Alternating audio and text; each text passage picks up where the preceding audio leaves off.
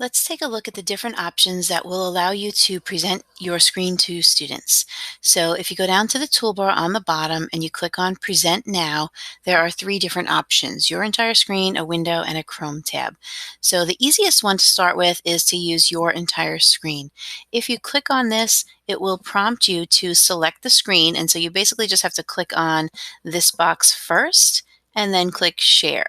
Now you're sharing your entire screen. So that means whatever tabs you have open, whatever links you click on, the students will be able to see all of that when you go to those particular tabs or places.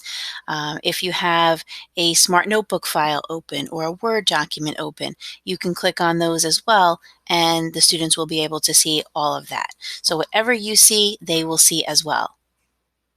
The biggest issue that teachers have with presenting their screen is once they've turned on the present option and they navigate over to whatever it is that they want to show the students, whatever tab, whether it's a Google Slides or a Smart Notebook, the problem is that you will no longer see the students. So whatever is on your screen, the students will be able to see. And even though you cannot see the students right now, the students can see you. So you're still on the video camera. They can still see you in the corner of their screen, and they can also see your screen on the larger portion of their screen. Let's switch over to the student view to see what it looks like. Now here we are looking at the student view, and you can see that the student is able to see the teacher. Now I don't have the webcam turned on, but normally you'd see a live view of the teacher right on the side, along with any other students that are joined. They will show up here as well, so the pictures might get smaller as more people join. But then on the main portion of the screen, the students are able to see whatever the teacher is presenting full screen. So again, the students will see both your screen and you at the same time.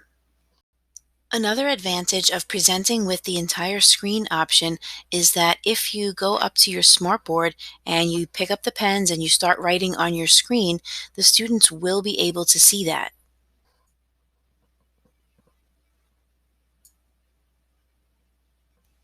So any writing on the board with the pen will show up. So if your goal is to pull something up, maybe it's maybe it's some of your math worksheets or something in Smart Notebook. If you want the students to be able to see those pen markings, you want to make sure you present with the entire screen option.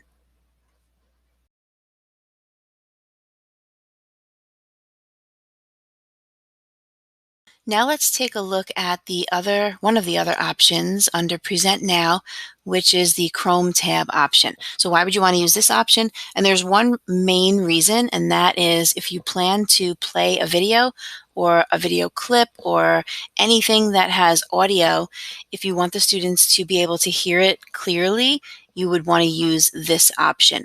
If you try to use the entire screen option and you play a video, the audio won't come out very clearly to the students. It essentially gets kind of re-recorded back into the microphone, and it's going to be very choppy. So that's when you definitely want to go with a Chrome tab. So when you're ready to present and you want to share a video, again, you would switch over to this presenting option.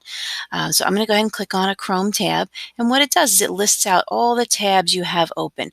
So I have a YouTube video open here, so I'm going to click on that tab and I'm going to click Share. So that brings me over to this particular YouTube video that I happen to have open. Now, like I said, once I play it, it will be nice and loud on the student's end, and they have control over their volume, so it's basically them controlling it. So I can go ahead and hit play.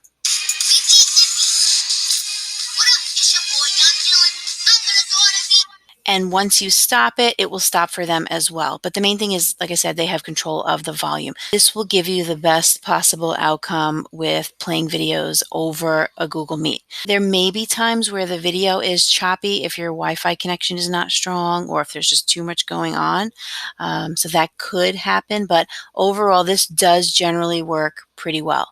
But I also want to point out is when you're sharing a tab, the students are only able to see just this tab. They don't see all these other tabs that I have open across the top. And just to give you a quick view of the students, let's take a look at what it looks like on the student end. So here you see the student can just see the current tab that I'm in. I probably should have played it full screen so the students don't see all the stuff on the side. But now let me flip back to the teacher page again. What I wanted to point out was up at the top it says that I'm sharing this tab, so I have this little notification. So if I'm finished and I don't want to share my screen anymore, I can just click stop. But what I can also do is if I realize, you know what, I wanted to show something else on one of my other tabs, I can go to that tab, but even though I switched over to this tab, the students are not seeing it yet. They're still on the YouTube tab until I come up here and click on this button, share this tab instead. Now, once I click on that, now the students are able to see this. So you can jump around from tab to tab, but each time you would have to just make sure to click share this tab instead. And again, when you're finished sharing, just click on stop. I'm going to jump back into my Google Meet. So let me just point out a couple of reminders. So if you do want to present with video, you're going to use the Chrome tab option. However, if you do want to write on your smartboard and have the students see your writing, then you need to present the entire screen. So unfortunately, there's not one option that does both of those things. So whatever you're needing to do at that moment, you can just switch your presentation. Once you get the hang of kind of jumping back and forth, you can just stop presenting and then just come right back here and present again.